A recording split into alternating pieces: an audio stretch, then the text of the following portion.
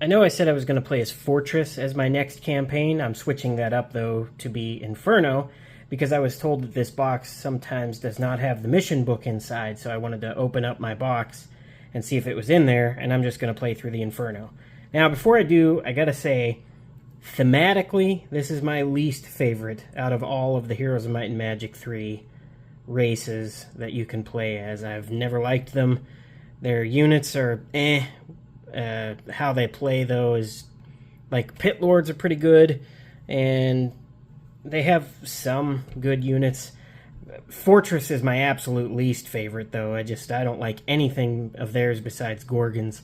But the Inferno never really drew me in, and I definitely hate when you upgrade the Gogs into Magogs because they can hurt their own units, unlike Power Liches, which don't hurt the undead with their power attack. The Magogs don't care. They will hit everything in your army.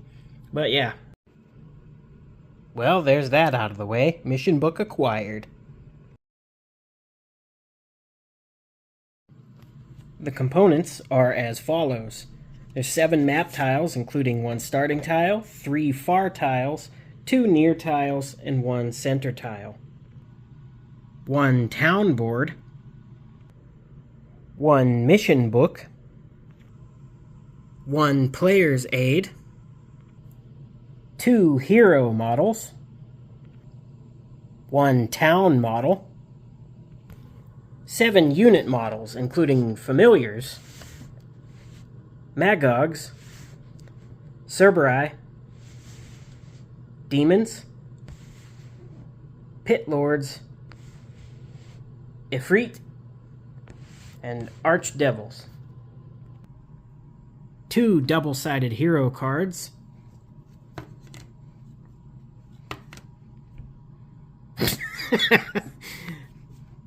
Oh, man. Zydar looks like evil Jay Leno. 7 double-sided unit cards. 7 town building tiles. 7 neutral unit cards. 3 Astrologer's Proclaim cards. 4 artifact cards. Boots of Speed are one of my favorites in the video game. 6 spell cards. 5 ability cards. 12 specialty cards. It is supposed to come with 7 statistic cards, 2 attack, 2 defense, 2 power, and 1 knowledge. But mine had all these extra. It was a little strange. Oh, never mind. I should keep reading. As you may have noticed, and I did not, it comes with 20 empowered statistic cards, which say empowered in bold white letters. 9 gold tokens, 3 1s, 3 3s, 3 10s. 7 building material tokens, 3 1s, 4 3s. 5 valuable tokens, 3 1s, 2 3s. 4 damage tokens, 2 1/2 double-sided, and 2 3/5 double-sided. 1 build, 1 population, and 1 spellbook token. 1 morale token. And 30 acrylic cubes, 10 black, 20 red.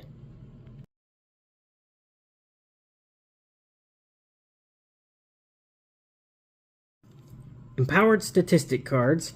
They work the same as statistic cards, but have only 1 effect and do not need to use your expert ability.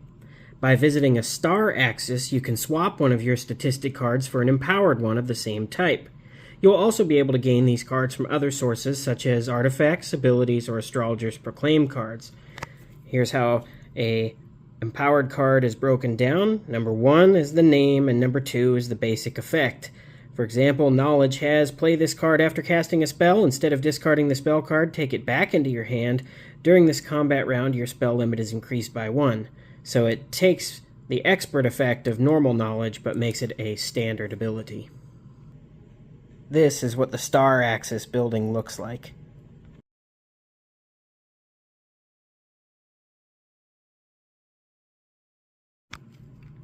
Summon.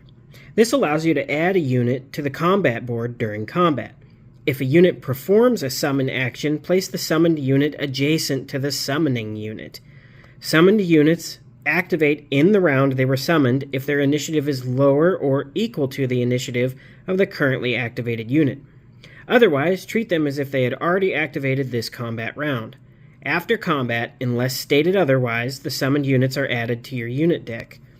And a special note about the Pit Lords with their swirly little summon symbol here. The Pit Lord's summon can only be used once per combat. This effect cannot summon the demons from the Silver Star neutral unit deck. If you choose to reinforce your demon units, you may pay no gold.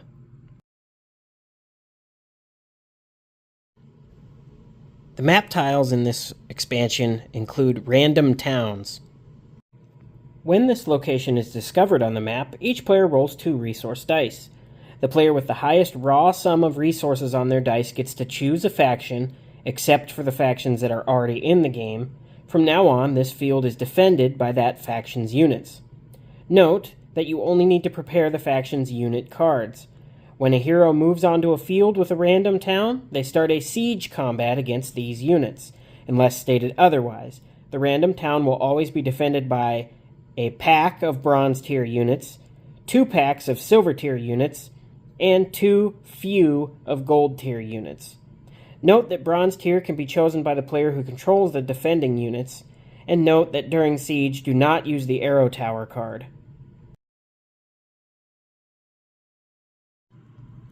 The special ability of a pack of an Efreet unit and the Efreet neutral unit allows them to ignore damage from spells belonging to the Fire School of Magic.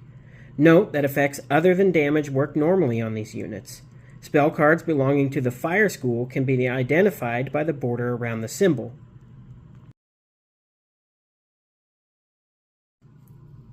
Some cards refer to schools of magic, and every spell card belongs to one of the following 4 of them. That would be air, fire, earth, and water. Each school has its own border around the symbol. This would be fire. The magic arrow belongs to all 4 schools of fire, air, water, and earth. And something that was not taught to me by the rulebook, at least clearly, was this is a basic spell. If it has 4 symbols around the spell picture, that is an expert level spell. Now note that although Magic Arrow belongs to all schools of magic, it can benefit from the bonus from only 1 school at a time.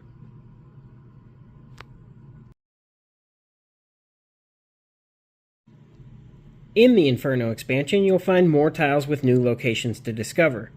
For a complete list of those locations, you can go to page 12 in the mission book that comes with this expansion. They would be Town, Settlement, Random Town, and Star Axis. Now that was just a quick unboxing of the Inferno expansion for the Heroes of Might and Magic 3, the board game. And like I said, thematically, not my favorite. I do like how some of their units play, and I do like the abilities and such, but that's just personal opinion on the matter. But, as I said, this is probably who I'm going to play as next. Has nothing to do with unboxing or explaining the new rules, but I know in my Rampart video I said I was going to play as Fortress. Not happening. Well, it will happen eventually, just not immediately following this.